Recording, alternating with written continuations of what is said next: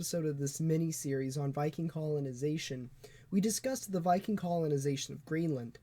Today, we will discuss the other half of the Viking colonization in the New World, their colony in Vinland. Before we continue farther, it should be noted that the colony of Vinland wasn't much of a colony, more like a small supply outpost. The three islands of Vinland, Helgeland, and Markland, are today found in present-day Newfoundland, specifically the Gulf of St. Lawrence geographic area. Vinland was discovered in the year 1000 by the Norse explorer Leif Erikson.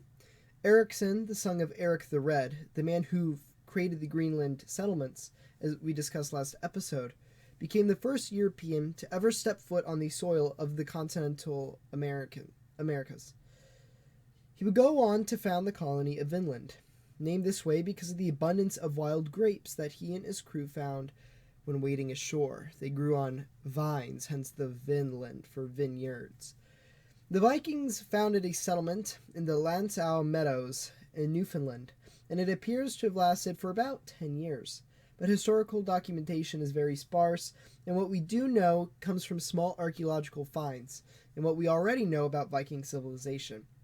It appears the settlement was a gateway or way station for explorers to venture farther into North America. They could rest and repair their vessel or use it as a base to venture into the Canadian wilderness. The population of the settlement was not large, however, having an estimated population of between 90 and 100 from what archaeologists have been able to find at the site. You see, Vinland was noted for having excellent conditions for life. The Vikings found plentiful food sources such as grapes, nuts, fish, and deer. This prosperity meant that Viking traders would bring these goods back to Greenland and then further into the European world. Before the discovery of Vinland, wood for Greenland was imported from Norway, but after its discovery, the vast forests of Canada provided more than enough. Even after the abandonment of the colony, which I find really interesting, it appears that Vikings kept sailing to the New World for wood. An account from 1347 from Norse Iceland records an interaction with a crew returning from Vinland with loads of wood for the colony. It should also be noted that at this point, this is the last contact that it appears the Vikings had with North America because no more trips are documented ever returning to Vinland.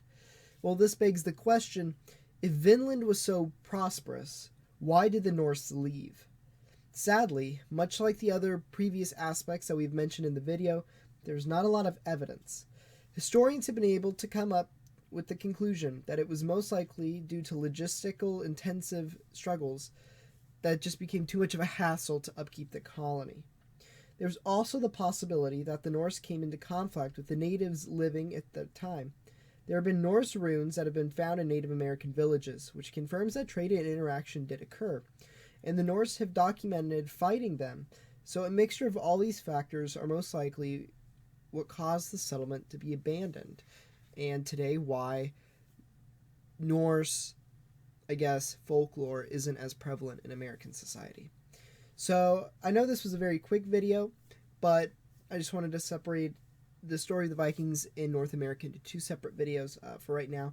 So I want to thank you guys so much for watching this video. I know it was pretty quick, but just wanted to get to the point and give you guys some quick information.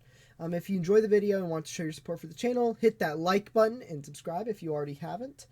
And if you haven't watched the other episode about the Vikings, there will be a link to the video popping up on your screen at some point. If you want to watch more lesser-known history, please feel free to take a look at some other content that I have out there on my channel.